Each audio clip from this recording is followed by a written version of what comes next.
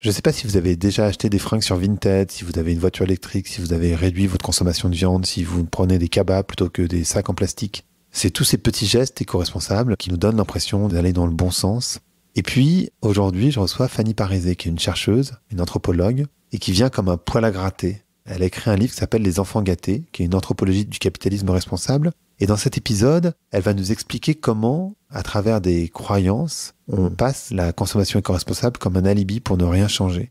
C'est intéressant, elle parle des nouveaux sauvages, dont moi je fais totalement partie, elle aussi d'ailleurs, et elle nous met un miroir devant le visage pour nous montrer comment on change pour surtout ne rien changer. C'est un regard qui est hyper intéressant parce qu'on a toujours un peu de mal à prendre du recul sur soi-même, et en même temps qui, je vous le dis un petit peu, fait grincer, parce que évidemment c'est, en tout cas en ce qui me concerne, nos actes, nos us et coutumes au quotidien aujourd'hui. Je vous laisse écouter l'épisode qui, je suis sûr, va vous intéresser. Allez, Vlan, c'est parti.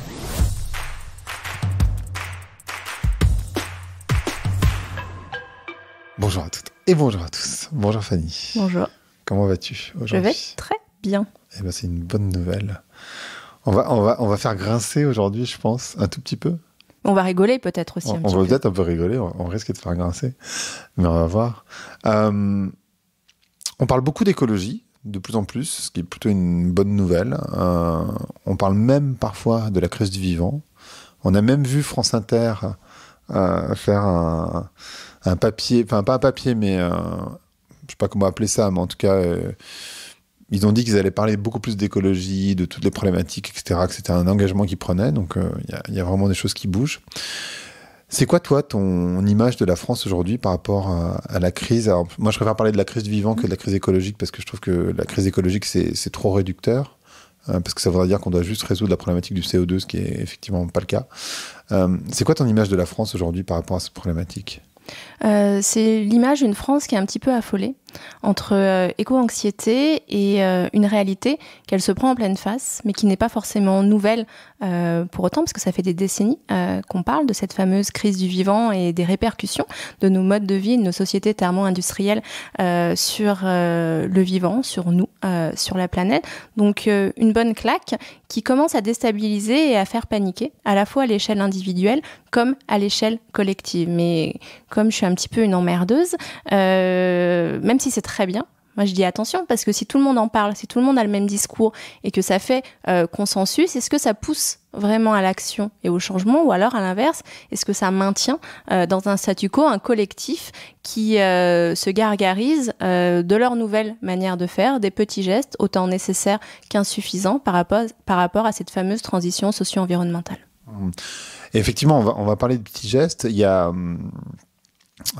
plusieurs figures, on va dire, françaises de l'écologie qui disent bien que la problématique, c'est pas tant les petits, c'est super de les faire, mais en réalité, le problème il est systémique. Donc en fait, c'est plutôt une problématique au niveau des modes de vie, plutôt une problématique au niveau des entreprises, des produits qu'on achète et de tout ce qui est associé au final. Enfin, vraiment, c'est nos modes de vie qui sont problématiques. Toi, tu parles de capitalisme responsable. C'est quoi le capitalisme responsable ? Le capitalisme responsable, c'est une idéologie qui vise à faire rimer profitabilité économique et transition socio-éco-environnementale. Autrement dit, comment, via une approche réformiste de nos modèles de société, nos institutions, on arriverait à passer le cap de cette crise sociale, écologique et environnementale. Et le capitalisme responsable, tel que je l'entends dans mes recherches, vise à transformer l'existant pour donner l'illusion du changement, mais en réalité, rien ne change vraiment. Je m'explique, c'est qu'à l'échelle des individus, et de manière sincère, effectivement, ils ont mis en place plein de petits changements dans leur vie quotidienne qui sont éminemment structurantes pour eux et qui, la plupart du temps, se sont faits quand même face à des renoncements, et c'est pas évident de changer. Et ça, on peut pas le renier, c'est un fait. Par contre, si on se décentre un petit peu, qu'on dézoome, et que on se détache de l'individu, de ses émotions et du discours qu'il va avoir sur ses pratiques, et ben on se rend compte qu'on a eu des déplacements qui assurent toujours la désirabilité de nos modes de vie, des offres, des services ou des expériences qui vont être proposées dans notre société. Donc, on a l'impression de changer, et à l'échelle d'une personne, c'est vrai, on change, mais par contre, à l'échelle des groupes ou d'une société, les changements sont beaucoup plus relatifs. Et en plus, tout ça s'inscrit dans le phénomène de l'effet rebond qui vise à un découplage entre croissance économique et effet sur la planète. Donc effectivement, aujourd'hui, on va avoir une limitation des effets néfastes sur la planète par rapport à nos modes de vie. Mais comme on consomme plus, eh ben, c'est un petit peu questionnable parce qu'il y a un phénomène socio-anthropologique autour de ça. C'est quand on a l'impression de consommer bien ou d'avoir un mode de vie qui est vertueux, et ben, paradoxalement, on consomme plus. Alors, on va prendre des exemples pour que ce soit encore un peu plus clair. Tu parles de Vinted, entre autres, donc du marché d'occasion pour les fringues.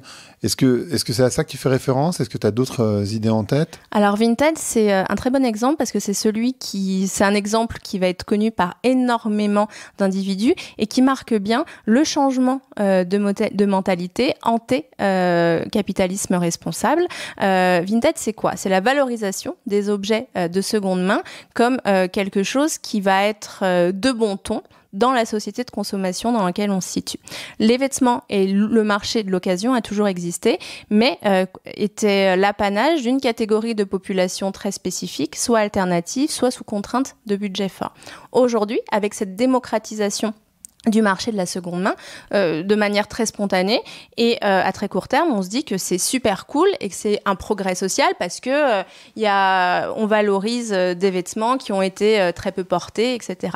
Par contre, dans les faits, on se rend compte que Vinted peut pousser à une nouvelle forme d'hyperconsommation, dans la mesure où le fait d'acheter moins cher ou même de vendre pour quelques euros ces vêtements permet d'économiser une somme et de racheter parfois plus de vêtements. Et même, ça amène à une notion anthropologique que je développe dans mon bouquin qui s'appelle le crédit moral, c'est qu'une bonne action permet de justifier d'autres actions peut-être un petit peu moins vertueuses pour la planète. Donc si on achète sur Vinted, eh ben, on va se dire, bon bah ok, c'est cool, on peut aller chez Zara ou acheter sur Shein parce que quand même, on a fait notre part. On peut prendre l'avion. Pour rentrer dans le détail, parce qu'en fait c'est intéressant ce point sur Vinted, c'est-à-dire que bien sûr quand tu achètes sur Vinted, tu achètes des produits qui existent déjà, donc ça veut dire qu'il n'y a pas de production dédiée. Et en fait, on sait bien que le coton, un t-shirt, un jean, etc., ça consomme énormément d'eau. Enfin bref, tout ce que ça implique aussi, si on élargit encore un peu plus qui font ces t-shirts, et on arrive en Chine, et on arrive aux Ouïghours, et Exactement. On arrive à des trucs assez horribles. Ouais. Donc c'est plutôt bien de prendre des produits qui sont de seconde main. Enfin, là, il n'y a aucun... On est d'accord. Il n'y a Vraiment. aucun débat à avoir là-dessus. Alors... Moi, j'ai un truc, j'ai vu la patronne d'Emmaüs qui s'est plaint du développement de Vinted. C'est intéressant parce qu'elle, ce qu'elle dit, c'est ça pose un problème parce que du coup, nous, on n'a plus du tout d'habits pour les gens qui sont sous contrainte. On sort du circuit de l'économie de la débrouillardise, plein de vêtements qui n'auraient jamais dû se retrouver sur ce type de plateforme. Et en plus, les populations qui vont sur Vinted ou les populations qui vont chez Emmaüs n'y vont ni, comme je le disais, pour les mêmes raisons, ni vont avoir les mêmes attentes en termes d'offres qui est disponible. Donc on a vraiment une marchandisation de la solidarité autour du marché de la seconde main qui rend toujours un petit peu plus désirable le marché de la mode, mais en donnant une apparence un petit peu différente et en donnant surtout bonne conscience aux consommateurs. Alors, mais du coup, je voulais juste creuser un chouïa. Ouais, pardon. Non, c'est moi, mais parce que c'était un point intéressant, c'est moi qui ai fait la référence à Emmaüs, donc voilà. Qu'est-ce que tu critiques là-dedans? C'est-à-dire qu'en fait, j'ai l'impression que ce que tu critiques, c'est que finalement, quand on consomme Vinted, on justifie qu'on peut du coup consommer, être dans une... c'est pas de la fast fashion, mais du coup, dans une hyper-consommation de fringues, de changer de manière régulière, etc., qu'au finalement, on ne change pas les codes profonds, qu'en fait, on reste en surface, c'est ça que tu dis, en fait? Oui, en fait, ce que je pointe du doigt, parce que je suis pas là pour dire si c'est bien ou si c'est mal, mais par contre, c'est l'écart entre les pratiques et les représentations que les individus ou une société vont avoir de la consommation. Le capitalisme responsable prône la consommation éco-responsable qui équivaut à consommer moins pour se sentir mieux. Par rapport à toutes les enquêtes anthropologiques que j'ai pu mener, on se rend compte qu'on consomme certes différemment, mais qu'il est rarement question de consommer moins. Et l'enjeu des enfants gâtés, c'est de faire réfléchir justement sur les bonnes actions et les bonnes pratiques qui peuplent notre quotidien, qui, si on prend un petit peu de hauteur, qu'on se décentre et qu'on s'interroge sur les bénéfices réels de nos pratiques, c'est peut-être pas si différent que ça. Et ce qui est éminemment positif actuellement, c'est qu'on a de plus en plus d'individus qui veulent s'engager dans une dynamique de changement, et aller sur Vinted, c'est un changement. Mais si le changement conduit à la permanence de l'hyperconsommation et rend toujours plus désirable le fait d'accumuler ou d'acquérir un certain nombre d'objets, c'est pas forcément tip-top. Il y a ça, et alors je sais plus si je l'ai lu dans un article où tu étais cité ou si je l'ai lu par ailleurs, il y avait cette histoire aussi de CO2 propre versus CO2 sale. Alors je sais pas si c'est pas moi. Ça. C'était pas toi. Alors du coup, je vais t'expliquer le truc qui était des bobos, on y reviendra, dont je fais partie, donc je suis pas du tout en train de critiquer. T'inquiète pas, moi non plus, c'est dans l'intro et dans la conclusion du bouquin, je suis décomplexée par rapport à ça. Donc, qui font des retraites de yoga et qui du coup prennent l'avion, etc. Mais qui effectivement consomment Vinted, consomment bio, vont à Biocop et compagnie, et qui regardent d'un œil un peu lourd tous les gens qui roulent en 4x4 mais qui eux ne prennent pas l'avion. Et en fait on sait bien que plus tu gagnes d'argent, plus tu pollues, il n'y a pas de secret. Et finalement c'est intéressant de voir que c'est comme s'il y avait un CO2 propre et un CO2 sale. C'est un peu je sais pas si tu as vu donc Aurélien Barraud qui parlait au MEDEF et qui disait Elon Musk a réussi à convaincre des gens qu'une voiture de 2,6 tonnes électrique pouvait être écologique. Et ça rentre un petit peu dans ce sens-là, c'est-à-dire en fait, j'ai une voiture écologique puisqu'elle est électrique, alors qu'en fait, à la limite, dans ce cas-là, vaut mieux avoir une voiture à essence, en l'occurrence. Alors, une petite voiture à essence, pas lourde. Il y a plein d'éléments et de pièces de réflexion qui me viennent à l'esprit par rapport à ton exemple. Le premier, c'est qu'aujourd'hui, avec l'éco-responsabilité et le capitalisme responsable, en fait, c'est une invention sociétale qui est en phase de devenir une innovation. C'est-à-dire que l'innovation, c'est un processus non linéaire qui suit 3 étapes. L'invention, qu'elle soit technologique, de procédé, sociétal, marketing. Le processus de diffusion, donc comment ça s'intègre, ça fait son petit bonhomme de chemin dans la société. Et la phase de réception, quand elle trouve sa place et qu'elle fait du sens et qu'elle s'institutionnalise. Aujourd'hui, l'éco-responsabilité est en phase d'institutionnalisation. C'est de bon ton d'avoir des préoccupations éco-responsables et ça amène un nouveau cadre. Et ce nouveau cadre juge ce qui est bien ou ce qui est mal, ce qui est de bon ton de consommer et ce qu'il est de mauvais ton de consommer. Et ce qui est hyper intéressant, c'est qu'aujourd'hui, cette éco-responsabilité qui est une nouvelle phase d'hyperconsommation qui se veut plus responsable, va créer une image autour du juste, du bien, et va moraliser en quelque sorte la consommation. Et c'est là où c'est un petit peu dangereux et faut se poser des questions, parce que entre l'image que vont renvoyer certains objets ou certaines pratiques qui vont être idéalisées autour de styles de vie et la réalité de l'impact de ces mêmes technologies ou de ces mêmes styles de vie, on a souvent un gap qui est hyper important. Et je voulais revenir sur un autre élément que j'ai oublié. Oui, et c'est qu'aujourd'hui, dernier point, l'éco-responsabilité est quand même dans une logique de marchandisation avec une éco-responsabilité un petit peu à la carte. Et en fonction de qui on est, de comment on vit, de nos motivations, des causes que l'on a envie de défendre, soit d'ordre sociétal ou d'ordre écologique, en fait, on va focaliser notre attention sur un élément, que ce soit la psychospiritualité, l'engagement sociétal, le respect de la condition animale et vivante, les conditions de production des biens, services et expériences qu'on va consommer, etc. Donc, en fonction de où on se positionne, de la manière que l'on a de déconstruire la réalité, on va avoir une perception de ce qui est responsable ou de ce qui ne l'est pas, qui va être différente. Et tout ça va être construit autour d'un imaginaire collectif. On va avoir des stéréotypes qui vont porter que faire du yoga, c'est beaucoup plus responsable que d'être pro Elon Musk. en gros. Et tu critiques à un moment donné la Biocoop et les nouveaux circuits d'approvisionnement parce que pour toi, il n'y a pas vraiment d'effort qui est fait. C'est-à-dire qu'en fait, ce que tu dis, et je trouve ça assez juste pour être complètement là-dedans, je le vois très bien, que en fait, les gens font des efforts mais qui ne leur coûtent pas grand-chose au final. En fait, je trouve ça intéressant parce que moi, j'ai écrit un bouquin où je dis que justement, on peut changer sans faire d'efforts à partir du moment où tu changes ton rapport au monde. Et toi, bon, ça va un peu dans les deux sens de ce que tu dis, hein, mais je trouve ça intéressant que tu dises finalement, est-ce qu'il faut souffrir nécessairement pour aller dans le bon sens? Est-ce qu'il faut se priver pour aller dans le bon sens? Alors, je dis pas ça. Hein. Je dis qu'à chaque fois qu'on a des changements de société, notamment qui sont liés à des changements énergétiques ou à des changements de mode de production ou de modèle de société, ça bouleverse et ça modifie en profondeur les routines quotidiennes et l'organisation d'une société. Et là, peut-être que ça va être une prouesse et que je suis mauvaise langue et que c'est un petit peu le poil à gratter de l'anthropologue. Du moment où on nous demande une transition, un bouleversement et une révolution anthropologique au prix du moindre effort et surtout par la consommation, c'est peut-être qu'il y a anguille sous roche et que si c'est trop facile, c'est que ce changement, il est peut-être pas si radical ou à la hauteur des enjeux de notre époque. Il va dans le bon sens, mais il n'est pas assez fort, en fait, c'est ça l'idée. Exactement. En fait, c'est comment on passe de la bonne conscience à un impact qui va être positif, non pas seulement à son échelle, à l'échelle de sa famille ou à l'échelle de ses valeurs, mais où ça va être quantifiable et objectivable. Et j'aimerais bien qu'on revienne sur cette idée de crédit moral que j'aime bien, parce que chaque fois...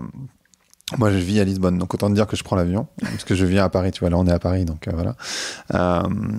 Et les gens me disent, oui, mais en même temps, tu manges pas vraiment de viande, tu fais pas ci, tu fais pas ça. Je fais, oui, mais ça marche pas, en fait.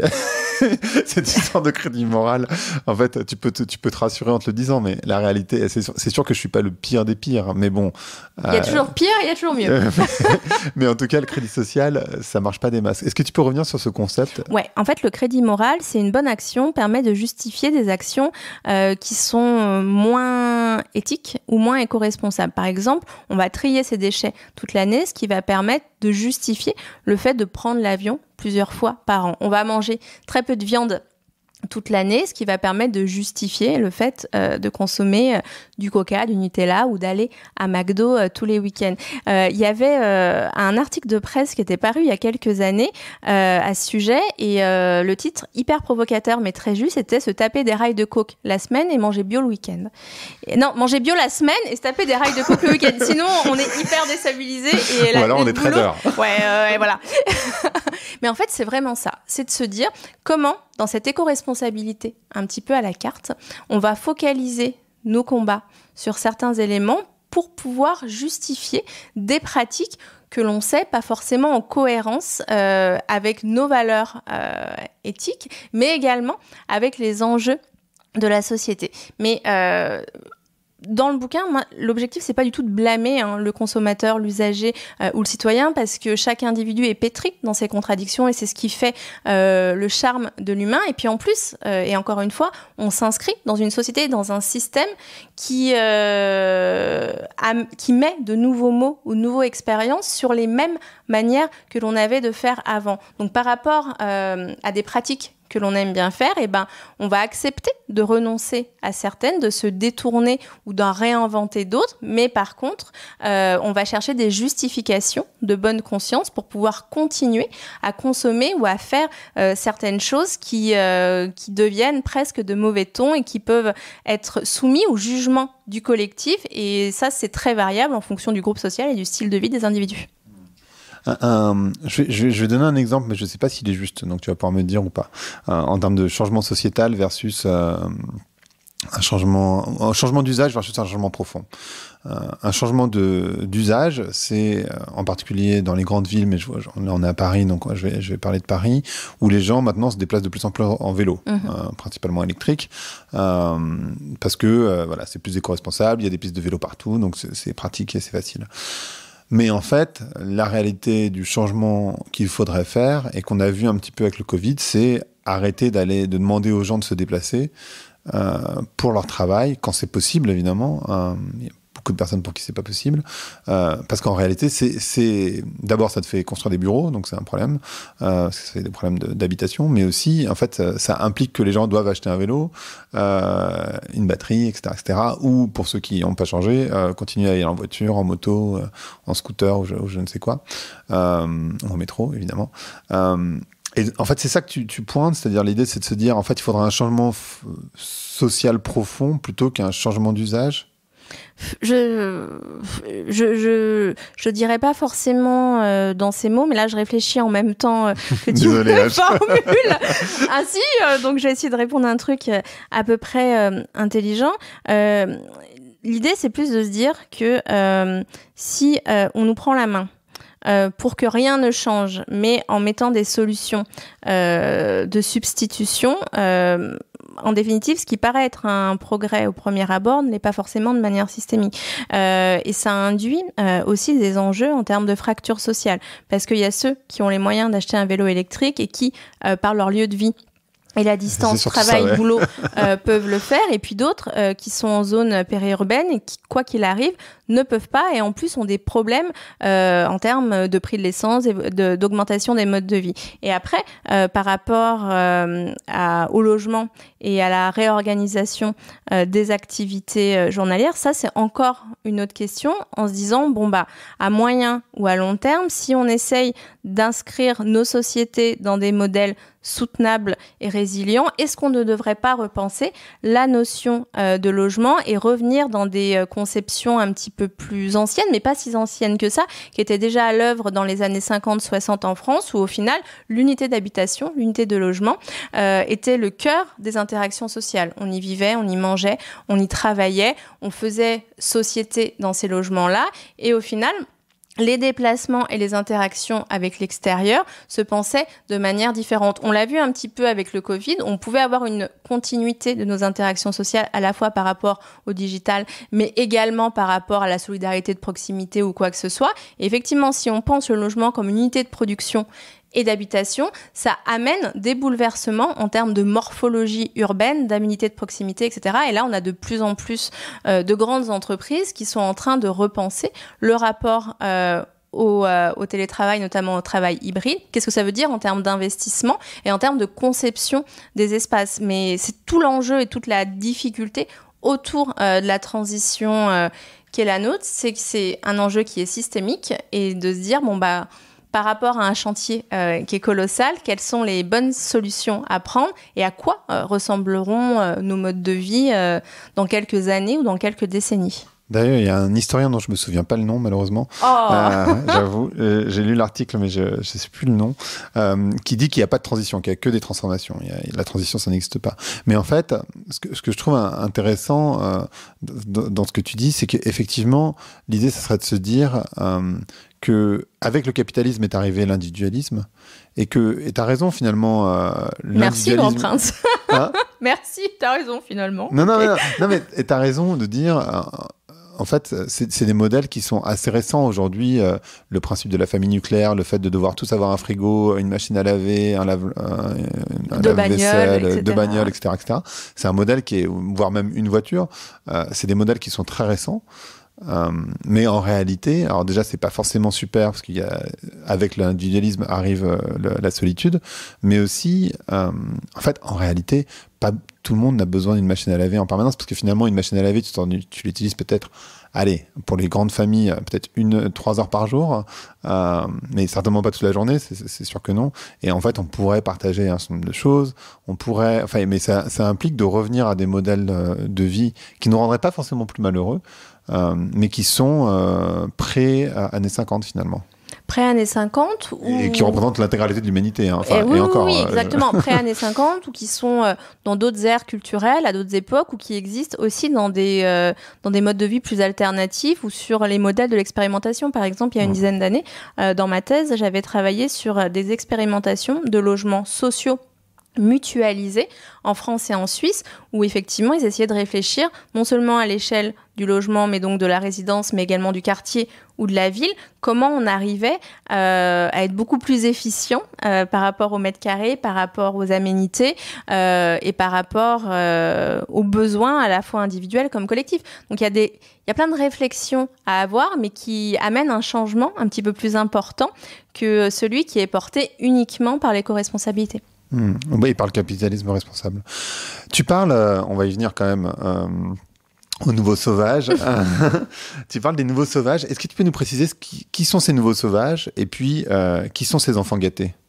Alors, déjà, le point de départ, c'est que mes recherches, que ce soit mes enquêtes de terrain ou l'analyse que je fais dans cet ouvrage, s'intéressent à 25% de la population des pays occidentaux. Donc, on est pas sur l'ensemble de la population, donc j'ai un échantillon qui est celui-ci. Les nouveaux sauvages, c'est une élite médiatico-créative qui impose une nouvelle culture légitime, celle de l'éco-responsabilité, et qui va l'imposer de manière descendante au reste de la population. Les enfants gâtés peuvent également être des nouveaux sauvages pour une partie d'entre eux, mais représentent davantage les classes moyennes, et eux, ce sont les croyants du capitalisme responsable. C'est ceux qui ont envie de se dire qu'effectivement, par les petits gestes et par la consommation, cette transition ou cette transformation de société pourra avoir lieu. Ce qui est intéressant, c'est que les enfants gâtés vont être en quelque sorte des influenceurs domestiques,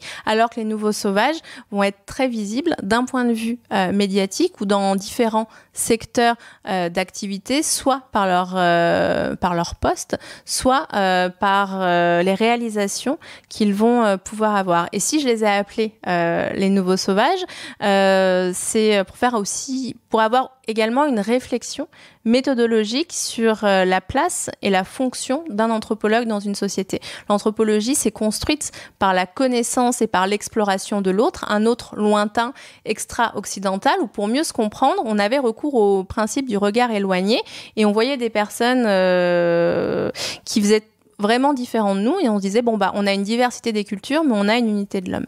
Mais par contre, si on s'intéresse aux très proches et qu'on essaye de montrer l'extraordinaire du banal au quotidien, faut avoir quelques techniques de rédaction qui permettent d'exotiser, entre guillemets, le quotidien. Et c'est pour ça que je les ai appelés les nouveaux sauvages, parce que au final, ils se livrent des guerres culturelles sans merci. Ils imposent, avec une violence symbolique, de nouvelles manières de vivre qui ne font que maintenir les différences entre les groupes sociaux dans le corps social, et que le sauvage, c'est plus l'autre, c'est bien nous-mêmes. Et comme je fais partie intégrante des nouveaux sauvages, plus vraiment des enfants gâtés à la fin de l'écriture de ce bouquin, c'était de se dire, ok, on se regarde en face. Moi, je suis partie prenante du milieu que j'étudie. Posons-nous des questions, et quand on a l'impression que je critique, c'est plus de l'impertinence sur la forme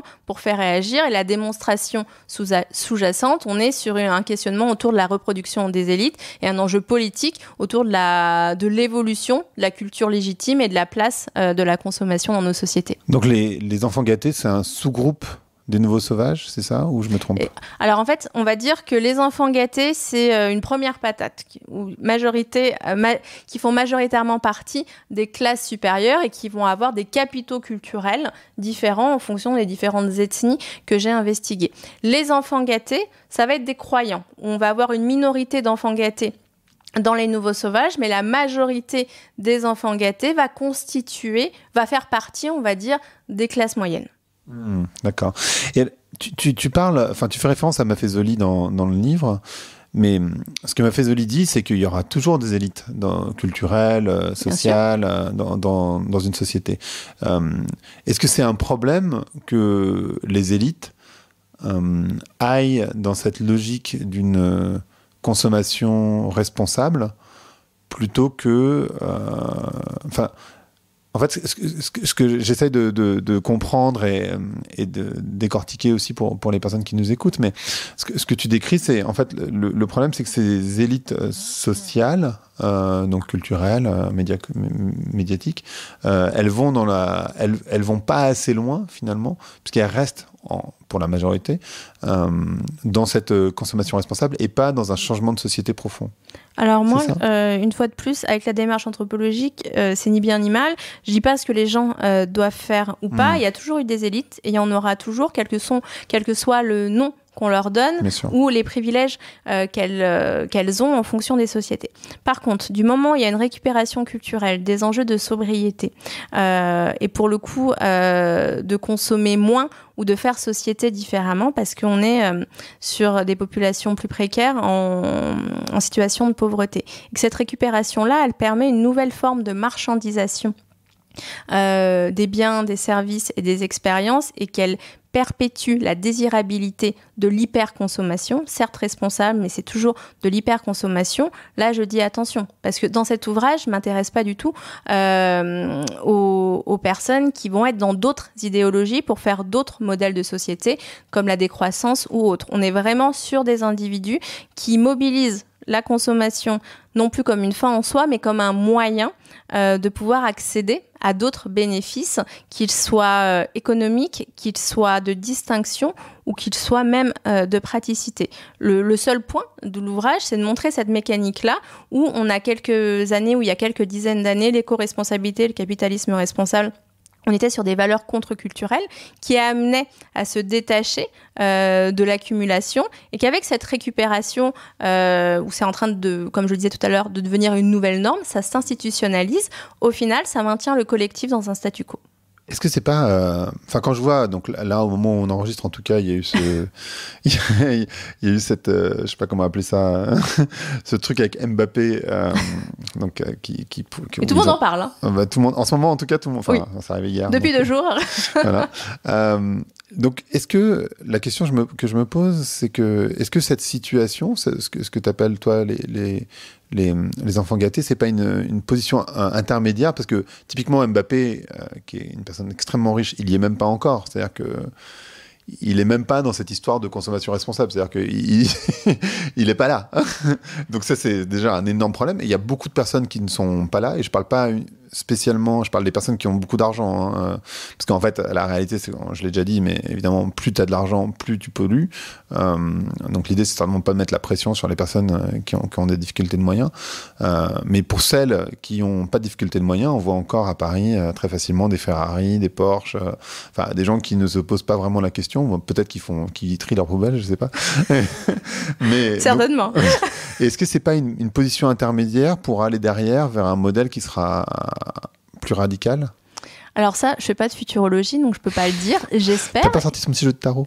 Même pas. Mais la prochaine fois, je l'amène. Ou mon jeu de design fiction. Ouais, je sais. Je manque à tous mes devoirs. Non, mais par contre, ce qui est intéressant avec le phénomène Mbappé, c'est qu'on a l'impression, dans nos sociétés qui sont très parisiennes centrées, quand même, il faut le dire, ou grande métropole occidentale centrée, qu'au final, l'éco-responsabilité, c'est devenu une nouvelle réalité et qu'on ne peut plus faire sans et qu'en définitive, on serait vraiment des connards si on aimait encore le plastique et qu'on prenait des pratiques culturelles ou de loisirs ou même de mobilité qui seraient très énergivores. La réalité, en fait, elle est très différente. C'est que quelle que soit notre place dans la hiérarchie et dans le corps social, qu'on soit un Mbappé ou qu'on soit une personne sous contrainte financière, psychologique, etc., ben, pour plein de gens, en fait, ils s'en foutent. Parce que, et pour plein de bonnes raisons, souvent. Soit parce que leur mode de vie n'est pas confronté directement ou indirectement ou même impacté par ces changements à venir, soit parce que les urgences sont autres et ce n'est pas la priorité. Et il y a aussi ce distinguo qui est important à faire, c'est que l'éco-responsabilité va être mise sur le devant de la scène par ces fameux sauvages, cette élite médiatico-créative, mais pour toute une partie encore hyper importante de la population, ce n'est juste pas une question.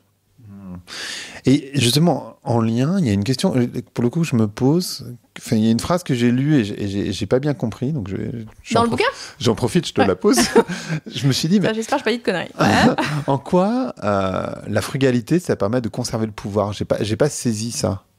En quoi la promotion de la frugalité, ça permet de conserver le pouvoir? Alors, la frugalité dont je parle dans l'ouvrage est une frugalité très particulière qui s'inscrit dans le mouvement FIRE et qui prône un style de vie qui doit aboutir à une retraite anticipée.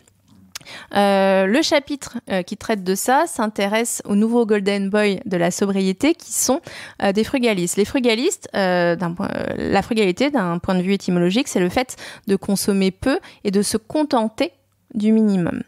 En période de capitalisme responsable et dans notre société, le frugaliste est un tout autre personnage qui fait le choix de vivre en dessous de ses besoins pendant les premières années ou les premières décennies de sa carrière professionnelle pour pouvoir mettre en place des stratégies d'investissement qui lui permettront d'avoir des rentes de situation à partir de 35 ans et d'arrêter de travailler. Et ce qui est hyper intéressant, c'est que c'est un nouveau rentier qui réactualise le mythe du culte de la performance à l'aune des enjeux de la transition, de la transformation et de l'éco-responsabilité. Mais dans l'esprit des gens, vu qu'il va faire des compromis et qu'il va en gros se serrer la ceinture pendant un certain nombre de temps, il est perçu comme un frugaliste alors que la réalité est totalement différente. Et phénomène encore plus intéressant, c'est que personne n'est fichu, et moi non plus, de trouver le moment où ce terme de frugaliste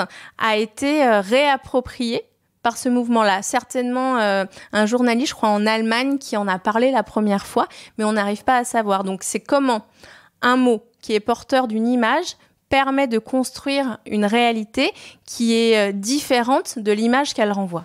C'est un imaginaire, en fait, projeté. Exactement. Hyper intéressant. Parce qu'en fait, ce que tu décris, toi, finalement, c'est de dire que le problème, c'est que dans toutes ces logiques-là, la performance, l'optimisation et la définition du pouvoir ne bouge pas. En fait, c'est-à-dire que ça reste l'accumulation d'une certaine manière. Exactement. Enfin, pas vraiment, parce que quand on est dans la frugalité, t'es pas vraiment dans l'accumulation. Ah non, mais attends, les frugalistes dont il est question, c'est des personnes qui ont des très gros revenus au départ. Donc, quand on a déjà beaucoup de choses, il est plus facile de serrer la ceinture que quand t'as rien. Donc, il faut quand même repositionner. On a notamment en France un frugaliste qui est assez médiatisé, qui s'appelle Victor Laura, que j'adore par ailleurs, mais qui... Je connais pas, moi, je sais pas qui c'est.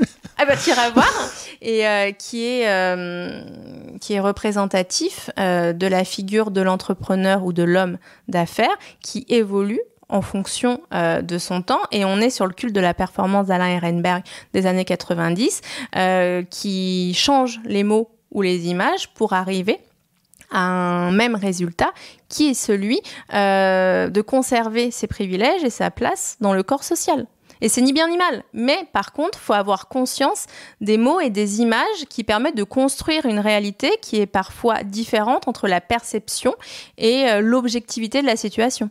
Ouais, je vois pas qui c'est, mais j'ai une autre personne en tête en particulier qui est là-dedans, c'est-à-dire qui fait du social, mais principalement pour son image à lui, quoi. C'est très intéressant de Alors là, de je pense qu'on est encore dans autre chose, parce que on est sur... Il y a d'un côté des logiques de responsive watching et de distinction autour de l'éco-responsabilité, et puis tu as des individus, et encore une fois, hein, c'est ni bien ni mal, qui par rapport à leurs compétences, à leur milieu social, à leur objectif de vie, vont mettre en place des stratégies pour pouvoir se sentir bien et ne pas vivre moins bien. Et qu'on sorte d'une grande école et qu'on dispose d'un patrimoine familial existant important, ou alors, à l'inverse, qu'on veuille sortir de la société et vivre n'importe quoi dans des communautés alternatives. Il n'y a pas un modèle qui est mieux que l'autre, mais par contre, en fonction de qui on est, de notre histoire et de notre culture sociale, on va faire des choix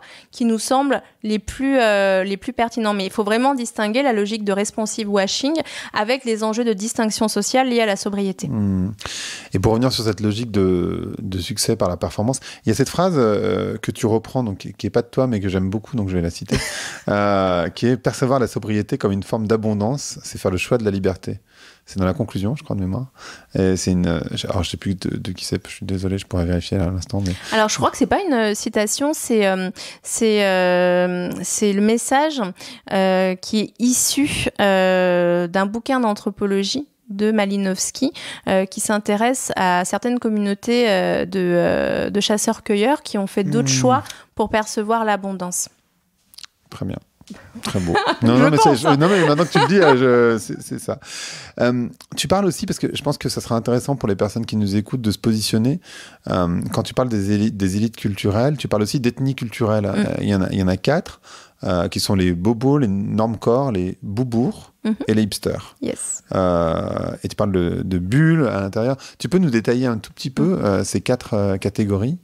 Alors, ce qu'il faut dire, c'est que la méthodologie de recherche que j'ai eue, c'est de faire des centaines et des centaines d'interviews pendant 10 ans auprès d'individus issus des classes moyennes et des classes supérieures des pays occidentaux, comme je te l'ai déjà dit. Et à partir de ça, une fois que tu as tout ce matériel, tu vois des récurrences, mais tu n'arrives pas forcément à faire de l'abstraction théorique, c'est-à-dire avoir des modèles de recherche qui te permettent justement de modéliser la réalité pour donner à voir des grandes tendances ou des mécanismes de formation. Une fois que tu te rends compte que tu as des logiques sociales sous-jacentes, c'est le début des emmerdes et tu te dis, comment tu arrives à avoir une cartographie simple et juste de la réalité ? Et je me suis aperçue qu'il y avait différents éléments qui rentraient en compte.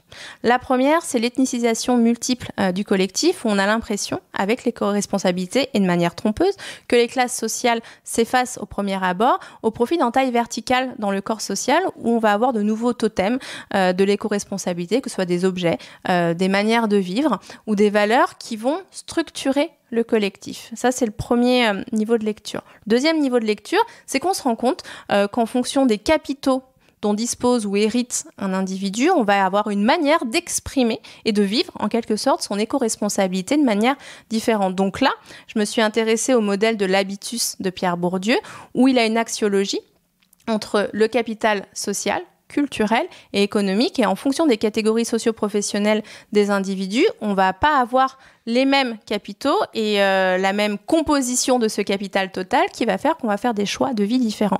Bien évidemment, les modèles de Pierre Bourdieu ont été faits à une autre époque, mais par contre, ils sont intéressants et ils font une base de réflexion et d'ordonnancement des données qui est intéressante. Donc, si on a ces entailles verticales dans le corps social qu'on calque sur le modèle de Pierre Bourdieu, on se rend compte d'un phénomène très très intéressant, c'est qu'on a différents styles de vie qui vont être des modes, qui vont être des stéréotypes, on peut les appeler comme on veut, qui vont structurer et décomposer en quelque sorte la culture de la socio-éco-responsabilité. J'ai fait le choix, quelque chose qui n'est pas forcément coutume dans le milieu universitaire des sociologues et des anthropologues, c'est que je me suis intéressée au néologisme et aux stéréotypes du bobo, de l'hipster, du normcore et du boubourg, qui n'ont pas d'existence en tant que telle sociologique ou anthropologique, parce que pour le coup, c'est un petit peu toujours l'autre, mais par contre, dans l'imaginaire collectif, ils permettent de catégoriser le changement et de donner du sens aux pratiques des individus. Du coup, on part de l'imaginaire pour avoir une illustration dans la vie réelle et pouvoir comprendre comment les individus justifient a posteriori leur choix d'achat, de consommation, etc. Ça, c'est des réflexions que j'avais initiées il y a 10 ans dans ma thèse, autour notamment du gentrificateur. Le bobo, c'est toujours l'autre, c'est le méchant, et ça va être une excuse pour pouvoir avoir une réflexion territoriale en termes de classe sociale un petit peu plus poussée. Donc, ma première ethnie, les bobos. Ah non, là, pour la rentrée, j'ai l'impression d'être sur le grill. Les bobos, ça va être des individus qui ont un capital économique important, mais pas non plus foufou, mais ils vont avoir un capital culturel hyper important. Ça va être ceux qui vont être le plus visibles dans les médias et dans la société, et on peut même dire que c'est ceux qui vont être le plus cohérents en termes de pratique et de représentation. On part du principe en anthropologie que tous les individus sont des menteurs de bonne foi. Moi, la première. Toi aussi, cher ami. Moi, 100%. Voilà. J'essaye d'être honnête, mais et il y a toujours un écart entre ce que l'on dit, ce que l'on pense faire et ce qu'on fait réellement. Donc, autour de l'éco-responsabilité, l'ethnie bobo, ça va être les plus cohérents. Ensuite, on a l'ethnie normcore qui, elle, va avoir un capital économique similaire, voire un petit peu plus important que celle des bobos. Un capital culturel peut-être un petit peu intermédiaire. Et eux, ça va être l'éloge de la normalité comme signe ultime de différenciation. Et pourquoi ils sont intéressants, c'est parce qu'ils mettent le doigt sur les petites choses, sur les codes et les signes symboliques qui structurent la culture de la socio-éco-responsabilité et comment mettre un t-shirt blanc ou noir basique et un jean en apparence simple construit une esthétique très spécifique qui nécessite l'apprentissage et la compréhension de codes qui s'inscrit dans des logiques de domination socioculturelle hyper spécifiques et qu'au final, cette indifférenciation de la norme devient l'ultime signe de prestige. Ça, on va être sur ma cartographie, sur tout ce qui va être en haut à gauche. Comme ça, ceux qui ont envie d'aller voir sur Bourdieu, voilà. ils auront et puis quelques dans le livre, éléments. Il y a des schémas. Ah oui, bah, bien évidemment. Et du coup, maintenant, si on part de l'autre côté, on a les boubours et les hipsters. Là, on va être sur des publics qui ont un capital économique plus important que les bobos et les normcore, mais par contre, un capital culturel moins important. Les boubours, c'est un néologisme qui nous vient de Nicolas Chemla, qui avait flairé l'avènement des métrosexuels, que j'adore. Je vous conseille à tous le livre « Anthropologie du boubour ». Et lui s'intéresse un petit peu aux frères ennemis du bobo, ou comment, face à une bien-pensance perçue comme excessive pour certains, ils vont prendre le contre-pied et ils vont s'inscrire dans un mode de vie volontairement ostentatoire par rapport au nouveau carcan de l'éco-responsabilité. Donc là, ça va être peut-être que Mbappé, justement, Mbappé, est boubour. Ça va être avoir des malgré moyens. Lui, quoi. Exactement, avoir des moyens de mobilité hyper énergivores et l'assumer. Ça va être viandard, alors que pour plein de raisons de distinction ou d'empreinte carbone, on dit que c'est pas ouf, etc., etc. On va avoir Emmanuel Todd qui trouve que quand même l'émancipation féminine, c'est pas hyper top pour la société, etc., etc. C'est un petit peu des conservateurs qui vont être bousculés par rapport aux évolutions progressistes de la société, mais ils sont intéressants parce qu'ils permettent de questionner la logique et la politique du bien en disant attention, peut-être que c'est pas si simple et qu'il ne faut pas mettre sous le tapis ou balancer l'eau du bain, le bébé avec l'eau du bain. Et enfin, on a les hipsters. Les fameux hipsters qui, eux, ont un capital économique hyper important, un capital culturel qui est même qui est pas oufissime et qui, eux, mobilisent l'éco-responsabilité comme un signe de distinction sociale et de prestige. C'est un petit peu ce qu'on abordait précédemment autour du responsive washing ou alors de comment on va capter l'image autour du mot frugalisme pour amener une modernisation de la rente de situation. Ils ont aussi comme point commun d'amener une marchandisation de certains services ou de certaines manières de faire qui n'existaient pas auparavant. On va aider via des applis mobiles à être plus solidaires ou plus sympas. En gros, c'est comment on trouve de nouvelles sources de profit par rapport à ces enjeux de consommer moins ou d'éco-responsabilité. Et ce qui est intéressant, c'est que du coup, ces ethnies culturelles, elles vont être portées et visibilisées par ces nouveaux sauvages, mais par contre, de manière descendante, elles vont infuser le reste du corps social et ça va être interprété de manière différente en fonction des ethnies et en fonction de la position des individus, c'est-à-dire en fonction des capitaux totaux qu'ils vont avoir, plus ou moins de capital économique et plus ou moins de capital culturel, ce qui va faire et qui va amener à des choix différents. Et alors, de ce que je comprends, les bobos sont ceux qui influencent le plus la sphère médiatique, puisque c'est ceux qui ont le plus de capital culturel, mais aussi qui sont dans les médias. Ça peut être le cas de Vlan, ça peut être le cas de plein de et des enfants gâtés. Et voilà, de manière générale. La question que je me pose derrière, c'est parce que ce que tu as dit, c'est que toi, tu as fait une analyse de 25% de la population, oui. Donc qui sont les personnes les plus favorisées, finalement. Alors, favorisées à large, parce que, évidemment, les populations riches, c'est moins large que 25%. Bien sûr. Ils sont où les 75 autres %, finalement ? Alors, les 75 autres %, ils sont dans le reste de ces bulles culturelles. Comme je te le disais précédemment, on a faussement l'impression que les logiques de classe sociale s'effacent. Donc, en fait, ça va s'infuser de manière différente. Je prends un exemple tout con. Si on est dans l'ethnie normcore, par exemple, autour de la micro-aventure ou du camping, je dis n'importe quoi.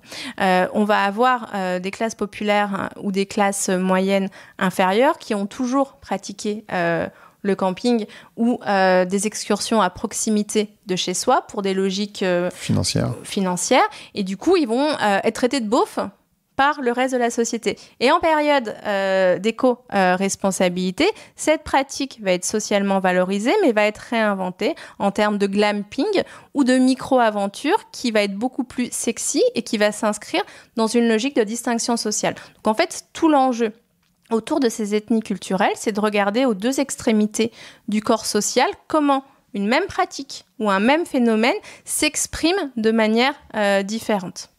Donc en fait, d'un côté, tu peux être beauf ou extrêmement pointu en ayant la même pratique. Exactement. Et derrière, c'est vraiment les notions de distinction sociale pour le coup.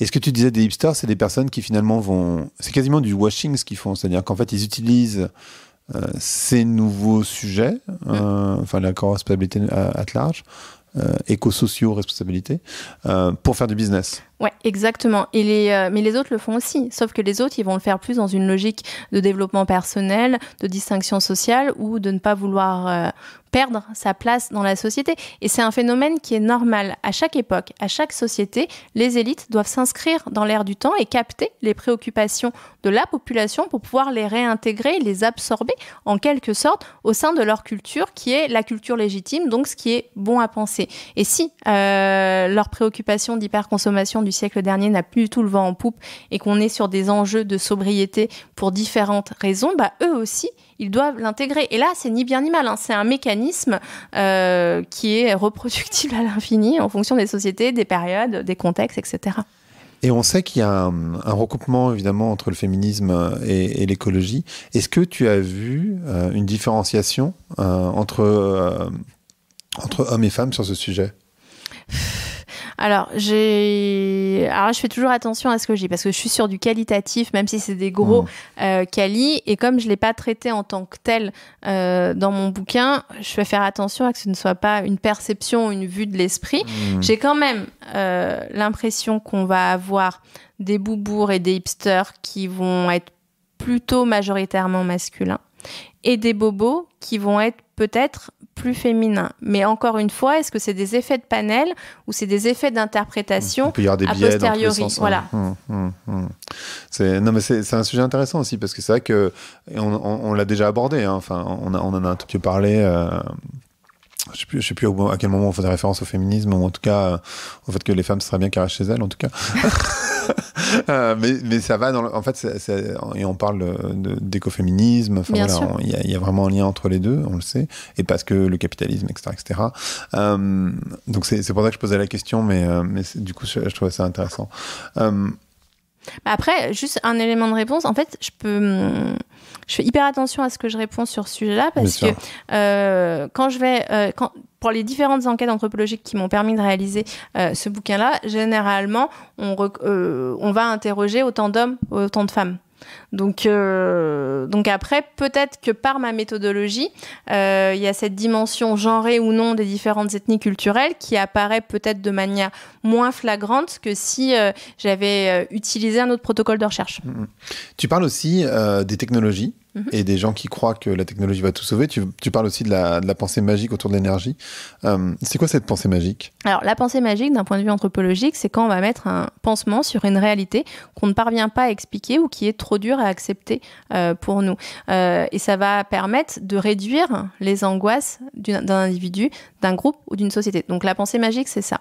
Aujourd'hui, pour ceux qui s'inscrivent dans une pensée techno-solutionniste, on est face à une pensée magique de l'énergie où l'espoir de trouver de nouvelles sources ou de nouvelles formes d'énergie qui permettent d'être dans une logique de découplage est plus forte que la réalité de l'état, de l'urgence socio-éco-environnementale et des modes de vie. Donc la pensée magique de l'énergie, c'est de se dire on peut continuer à faire presque comme avant parce que de toute façon, je fais confiance en la technologie. On va trouver une solution pour avoir une technologie ou une énergie abondante, propre et toujours à moindre coût. Et pour rappel, parce que je le fais quand même si on trouvait ce truc, ce qui est possible, hein, pourquoi pas, on continuerait à détruire les animaux. En fait, on continuerait à consommer quand on consomme. Donc, en fait, on détruirait notre écosystème. C'est pour ça que je parle de crise du vivant et pas juste de la crise écologique. Parce qu'effectivement, la problématique, c'est pas juste... Alors, c'est aussi un problème de trouver une énergie propre, mais c'est pas que ça. c'est aussi ça le sujet. Et c'est tout l'enjeu de se dire, de penser de manière systémique et de ce qui peut paraître être une avancée ou un progrès par rapport à la manière que l'on a de regarder cette solution ne l'est pas forcément de manière systémique. Et en fait, ce que toi tu décris, et je trouve ça intéressant dans ta conclusion, c'est que finalement, de penser que le capitalisme est le seul modèle et qu'on n'en a pas d'autre, c'est aussi une croyance. C'est-à-dire qu'en fait, c'est une vue de l'esprit. En réalité, il n'y a pas... D'ailleurs, le communisme, parce que souvent on oppose, est aussi hyper productiviste. Donc, le communisme, c'est certainement pas la réponse. Mais ce que toi, tu décris, c'est que finalement, il y a d'autres modèles. Bah oui, parce qu'en fait, à chaque époque et à chaque société, les individus ont des croyances, ont des mythes qui permettent d'organiser le réel et donner un sens à leurs actions quotidiennes et de croire à des entités réelles comme l'État, la politique, la religion, les entreprises, etc.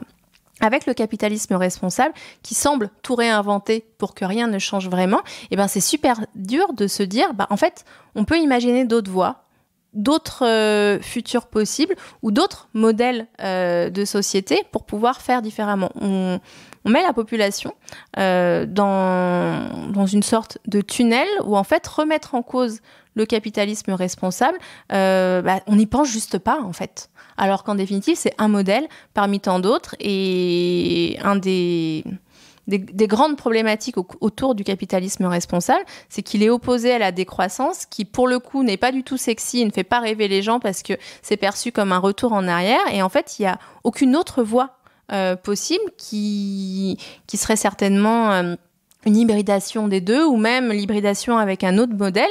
Et bien là, on est face à une panne des imaginaires. En fait, la voie de sortie, j'ai l'impression, c'est la phrase que j'ai citée tout à l'heure, c'est-à-dire à partir du moment où on peut... Parce que je ne crois pas qu'un organisme vivant, quel qu'il soit, ait envie de décroître, que ce soit les humains, les arbres... Et c'est humain.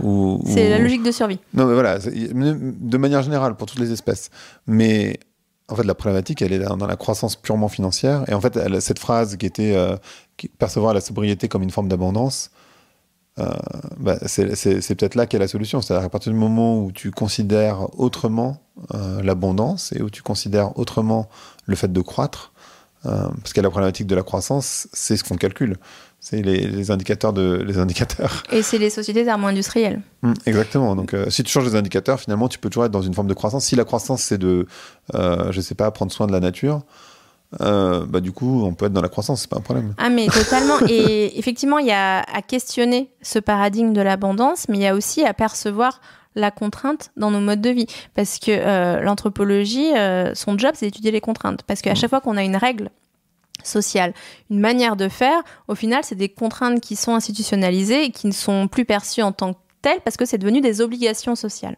Avec la société d'hyperconsommation et notamment le XXe siècle, la contrainte en termes de privation, de limitation ou de difficulté au quotidien a été réduite au maximum. Et là, par rapport aux enjeux de notre époque, la contrainte est omniprésente. Et le capitalisme responsable, c'est une tentative, peut-être vaine, je ne le sais pas, de se dire non, mais c'est bon, nos modes de vie ne vont pas réintégrer de nouvelles contraintes.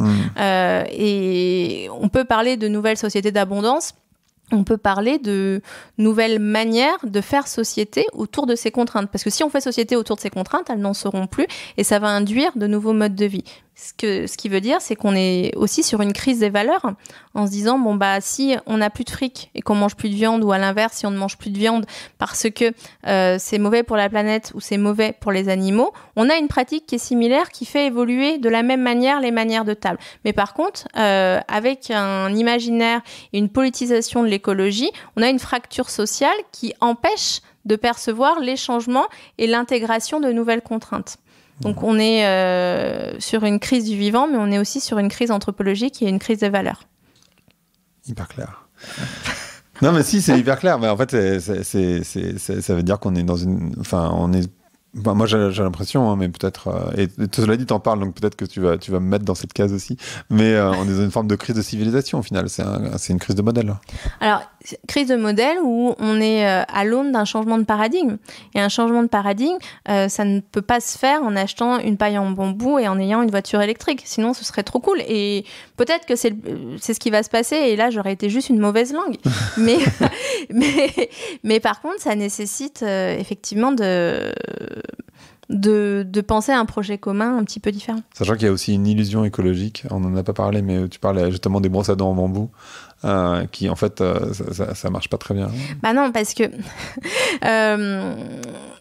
permettre, ce qui est hyper intéressant avec l'éco-responsabilité par rapport à la manière dont je l'ai étudié, c'est qu'au final, on va amener une nouvelle désirabilité de la consommation qui était un petit peu en bout de souffle, et on va même conduire les individus à être dans une nouvelle phase d'équipement où on se dit c'est pas bien de consommer, faut déconsommer, mais par contre, on a des produits estampillés écologiques qui nous permettent de poursuivre un petit peu nos modes de vie. Donc, on va avoir des individus qui ont une brosse à dents en plastique, qui se disent rien à foutre, je la jette, j'achète une brosse à dents en bambou. Sauf que la brosse à dents en bambou, le bambou, la plupart du temps, provient de l'autre bout du monde, donc il y a une empreinte carbone qui est un petit peu dégueulasse. Donc, est-ce qu'il faut garder sa brosse à dents en plastique un petit peu plus longtemps, ou avoir un déchet plastique supplémentaire et au final avoir un produit qui nous renvoie les signes externes de la responsabilité alors qu'en pratique il ne l'est pas et il amène à surconsommer une nouvelle fois. Pareil avec la voiture électrique, c'est cool. T'achètes une voiture électrique, t'es content. Par contre, tu te rends pas forcément compte que ta voiture thermique est toujours en état de marche. Elle part en Afrique ou ailleurs et elle va faire augmenter le parc mondial des bagnoles et qu'en plus, ta voiture électrique, elle a nécessité quand même des métaux rares pour pouvoir la produire, qu'en fonction des modèles, la batterie n'est pas forcément recyclable et qu'en plus, comme ça coûte plus cher, tu vas prendre beaucoup plus ta voiture que tu ne le faisais avant et en plus, il y a je sais plus combien de milliers de kilomètres nécessaires pour pouvoir avoir une empreinte carbone qui est inférieure avec ta voiture électrique. Voilà. Très clair. Ce podcast s'appelle Vlan, donc je voudrais savoir à quoi tu veux ouvrir et où claquer la porte. Tu fais l'un ou l'autre ou les deux. Alors moi j'aimerais ouvrir la porte aux optimistes de la transition et aux technosolutionnistes qui ont plein d'idées mais qui n'imaginent pas forcément ou qui ne prennent pas assez en considération l'impact des valeurs et l'impact de l'anthropologie dans cette transition. Donc, pour qu'on discute et qu'on se dise, vous êtes un petit peu trop optimiste, moi je suis peut-être un petit peu trop une emmerdeuse, mais comment on construit une voie intermédiaire. Et par contre, je fermerai la porte à ceux qui sont sûrs d'être dans le camp du bien. Parce que l'éco-responsabilité ne fait pas que des gentils et amène à l'imposition de nouvelles mécaniques socioculturelles qui peuvent être pires à moyen ou à long terme, à la fois pour les gens comme pour le vivant. Parfait. Merci beaucoup Fanny. Merci à toi. Merci d'avoir écouté Vlan. Si vous avez aimé l'émission, n'hésitez pas à mettre des étoiles sur vos plateformes de podcast préférées. Vous pouvez aussi partager l'épisode sur vos réseaux sociaux, Instagram Stories, Facebook, LinkedIn, où vous voulez. Je suis Grégory Pouy. Vous pouvez me retrouver sur l'intégralité des plateformes sous le nom Greg from Paris. Si vous avez des idées pour des invités, si vous avez des commentaires, n'hésitez surtout pas à m'envoyer un message. Allez, merci et à bientôt.